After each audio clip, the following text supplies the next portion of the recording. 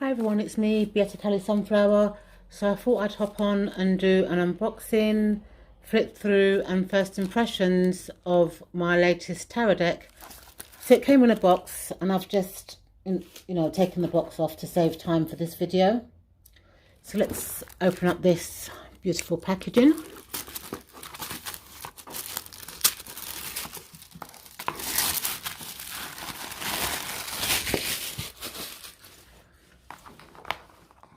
The Unfolding Path Tarot. So there's no information at the back of the box. Let's just take off this bit here. So it comes in a beautiful lift-off box.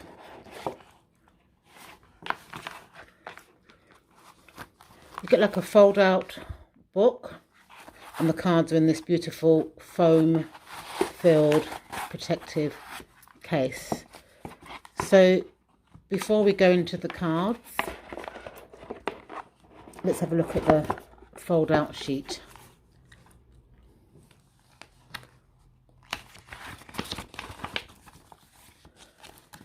Welcome to the Unfolding Path Tarot, a colourful, emotive deck drawn from a diverse and beautiful world full of people just like you and I. To me, this tarot is like a parallel universe, see through a looking glass, flowing gently beside us. The characters from the cards are our guides, whispering, encouraging and holding up a mirror for our own self-reflection.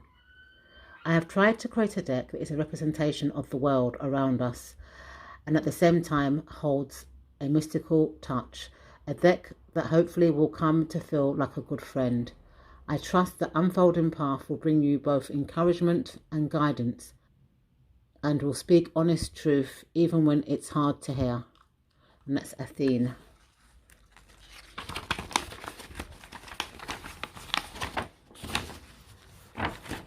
So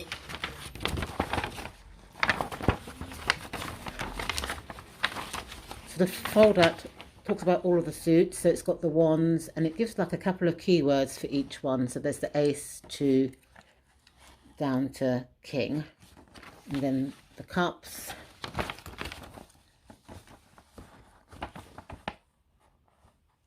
the swords and the pentacles.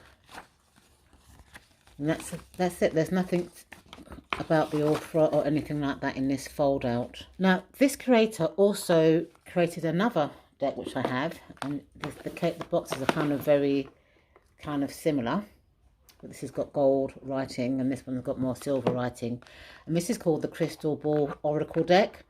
And I love this deck. I just use it normally to round off tarot readings. So it's just got some really nice keywords, unlikely, yes,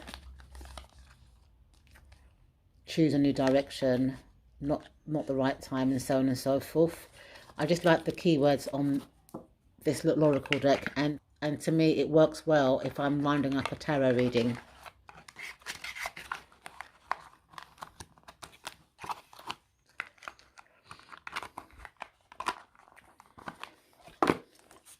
Okay, moving back to the cards, let's take off this paper. Okay, so let's have a look at the size first. So if I compare it to my Arcana weights, which is the size of a standard tarot deck, it's exactly the same size. So it has reversible backs, which are beautiful. Some lovely flowers. So let's flip through the cards and have a look. So these cards are like a close-up image. So you've got the Fool, and it looks like the butterflies are the Fool's guidance. And she's got a bunch of flowers in the back of her as a rucksack. There's a balloon. So this is a magician. And, holding out his hand for magic.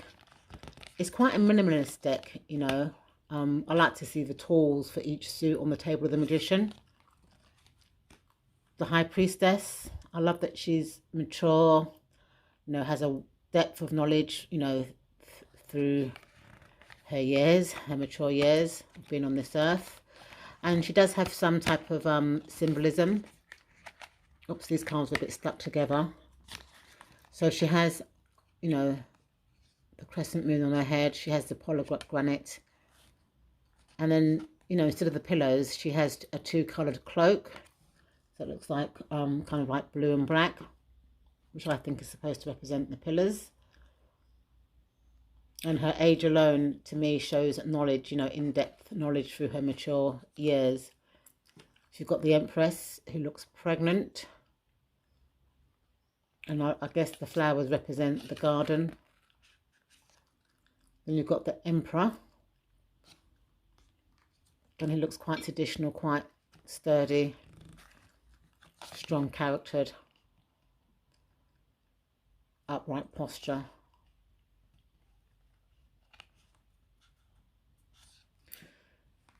You've got the Hierophant. He's got his keys and the other symbols that are in the Rider-Waite-Smith. But I guess we're his pupils. So instead of having like, there's normally like people eager to learn. He's looking directly at us for us to learn from him, or for the reader to learn from him. Got the Lover's card. Looks like a pregnant person. Kind of same-sex marriage. Instead of the angel, you know, you've got the apples there from the Garden of Eden, you know, representing forbidden fruit. The Chariot is a nice tiger. And again, it's two-coloured, because, you know, normally on the Rider-Waite-Smith version you have like black and white Sphinx, but they've kind of mixed the colours in with the tiger. Strength, it's got the affinity. And I love the way that she's kind of stroking the lion, because sometimes in some decks, you know, it looks like she's attacking the lion, but in this one it seems to be stroking, loving, affection, you know, embracing that inner strength. The Hermit, you know, this person looks very, very tired.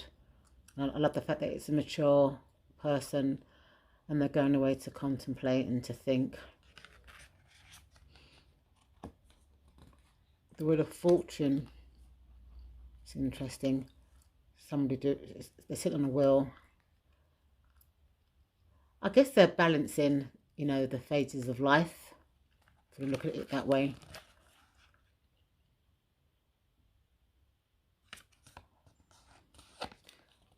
Justice. You got the sword, you got the scales, you know, but she's not impartial. Well, she could be, but it's not depicted in this card. I love that picture. Then it's got Hanged.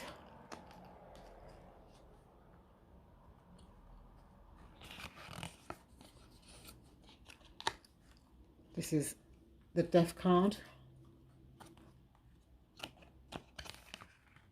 You know, the transformation from human to skeleton.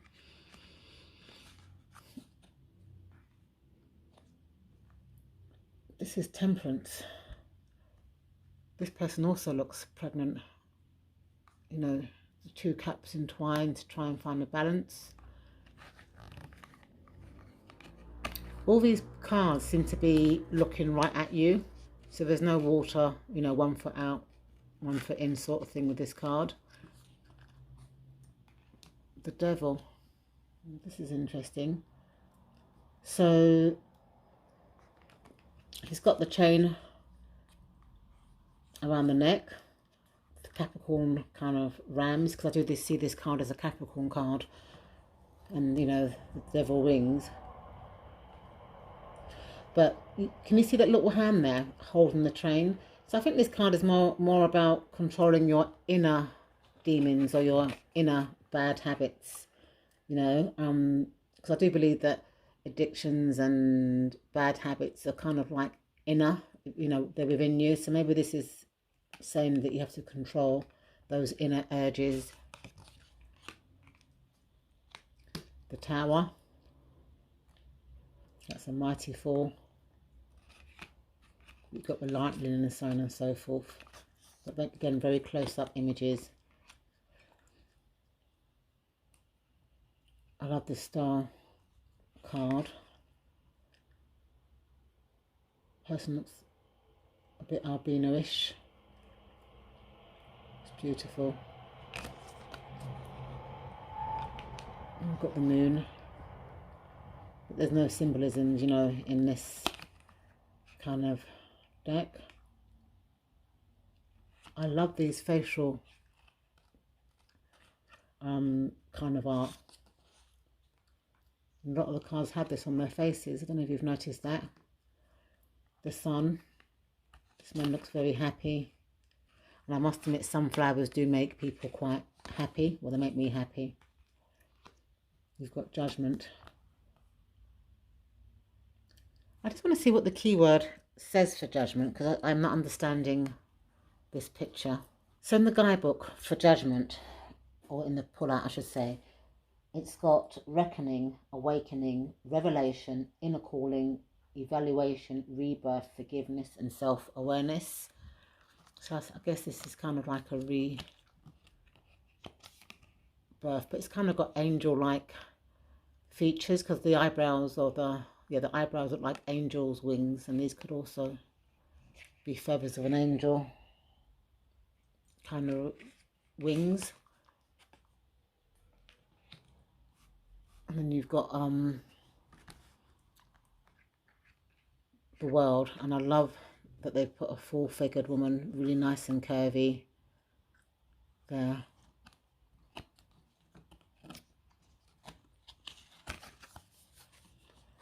So moving on to the Suit of Wands, you've got the Ace of Wands, so handing that olive branch, and look at that, I love the nails, beautiful, nice shape, nice colour, and red, you know, to represent fire, wands.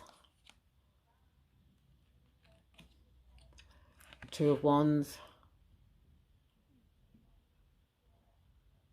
you know, planning that journey. The Three of Wands, waiting for that ship to land or come in.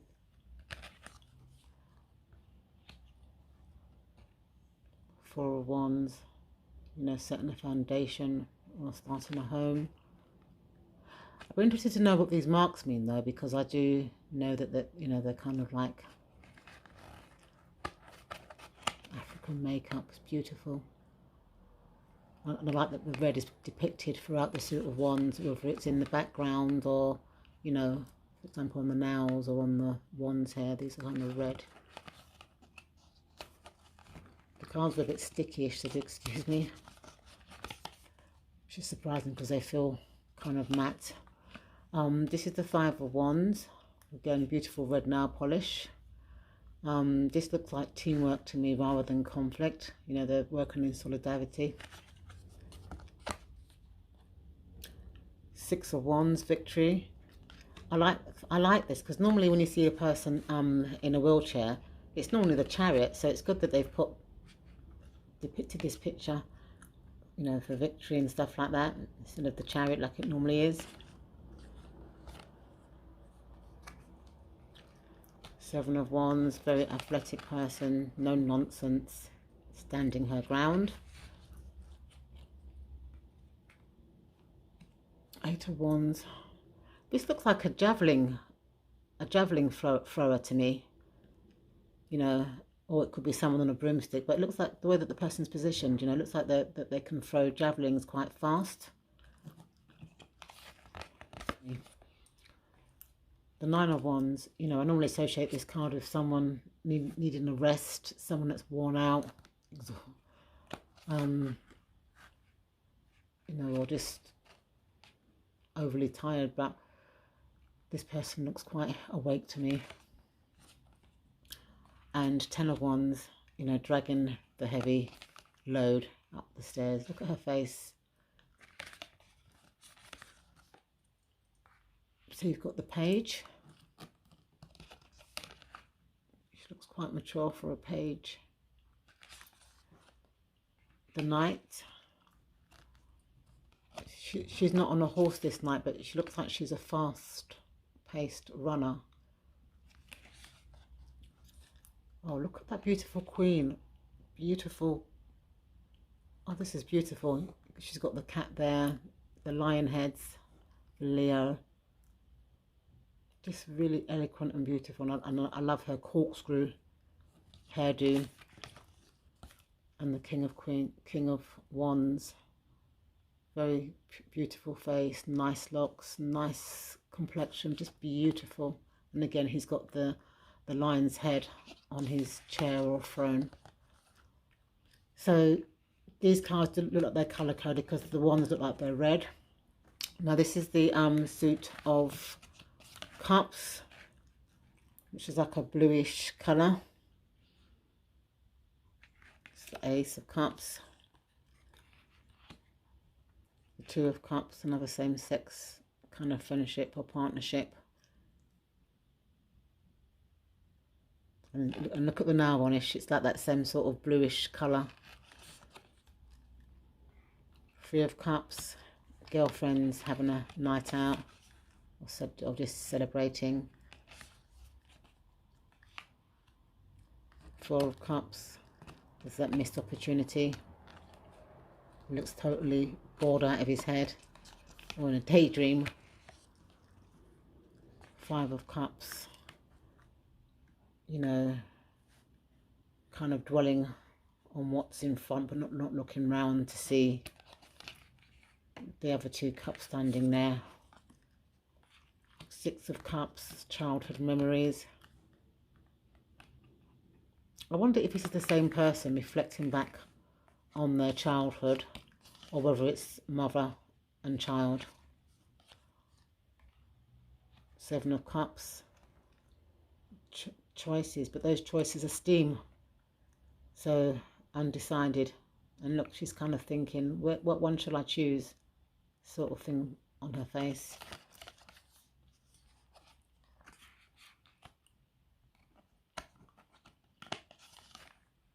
Walking away from that emotional situation. Nine of Cups. She looks very comfortable there in her own skin. And Ten of Cups. This looks like a same-sex relationship with two children. Beautiful. Page. See, this man's quite old to be a page. If you go back to how I was taught when I said that pages were 0 to 21, but this man could be young at heart, could have a young heart or a young outlook to life, or you know, or he could just be emotionally naive. Knight, none of his knights seem to be on horses, but he's touching his heart. I always see the Knight of Cups as a player, kind of Casanova type of character. Oh, look beautiful, full-figured. She looks very cuddly, very come to me and talk to me. Kind of empathic female. Beautiful. And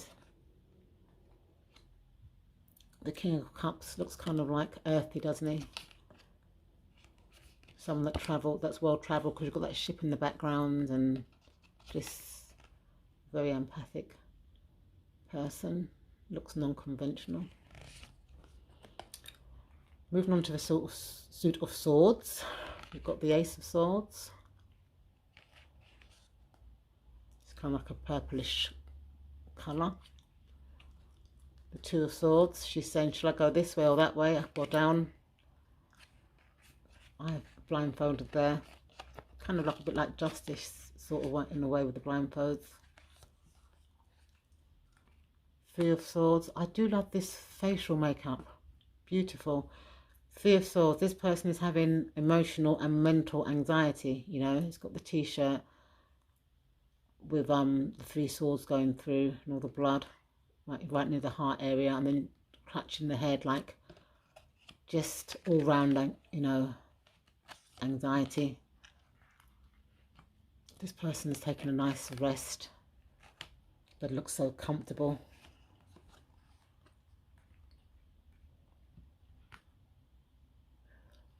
I always see this card as taking credit for other people's work, or someone that's a bit, you know, got a sharp tongue. But you can see the figures in the background, and probably she's just taken those swords off of them. Six of Swords. Moving away, but this deck, you know, seems to be quite close up. So it looks like, yeah, she's moving into that light.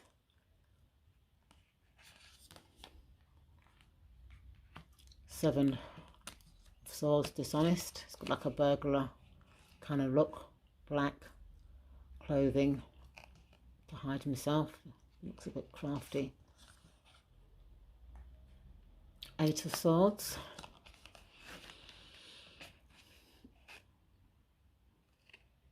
I mean, this is like a, you know, like a mental sword, you know, where everything, you know, that's behind that sword is this your thoughts, and it's not a reality, and you can always get out through the side, around the other side, or you can pull them up because they're not that entrenched, because this looks like snow, so they can easily be pulled out.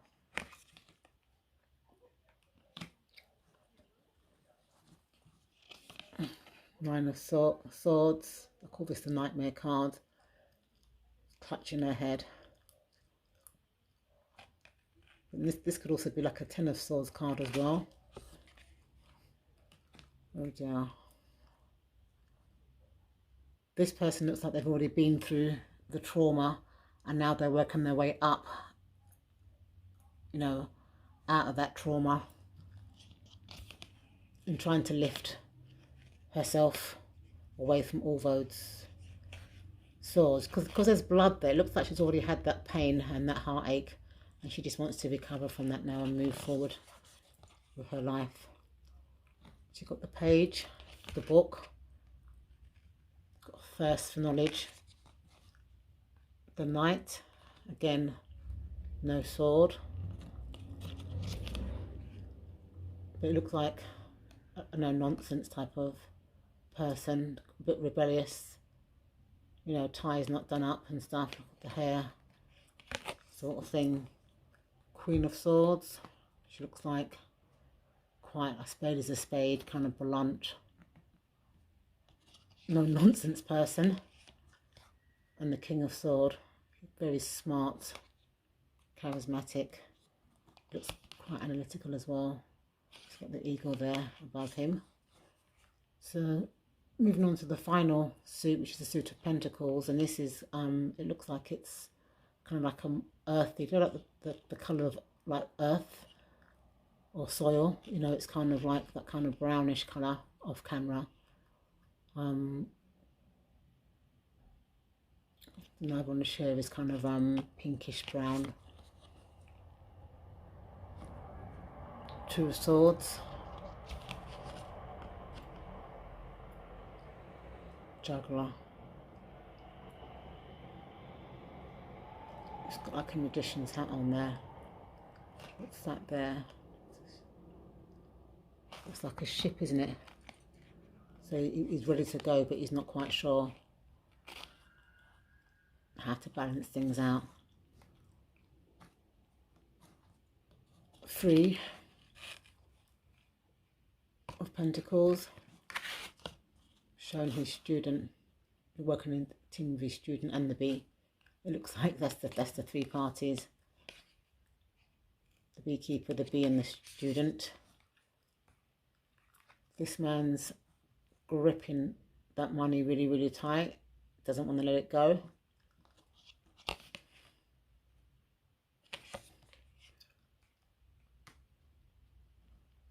Four of Pentacles. So he's facing away from the money. So it looks like that, you know, he's, everywhere he tries, he's being turned away.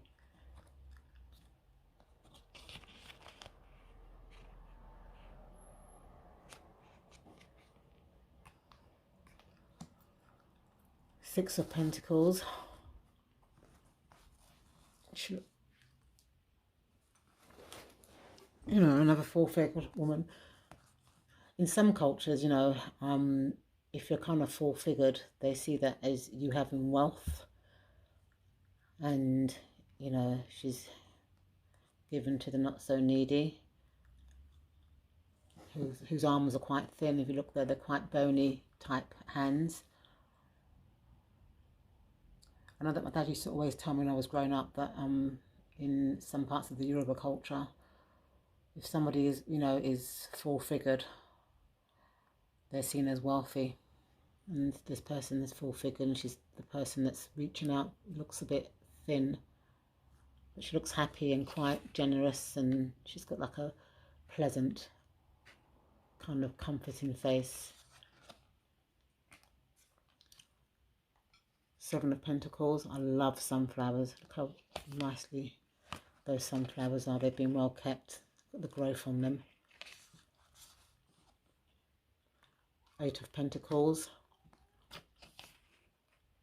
This is working hard to perfect a skill. And I guess her skill is a ballerina or a ballet dancer. Or it could be even just having the skill to do the splits or whatever she's doing, you know. Normally this card, the Nine of Pentacles, is like, I always call this card the self-employed card. Someone that's self-employed and doing well for themselves. But it's normally a female that's on there. But this is a you know, a male, lovely peacock bird, that kind of show-offish. And this person looks like they've worked hard, quite extravagantly dressed. And then this is like, you know, grandmother, could be son and son-in-law and their two children. So it's like a family. 3 generations of family. So you've got the page. These pages do look quite mature for pages. The knights, and again this knight's not on a horse.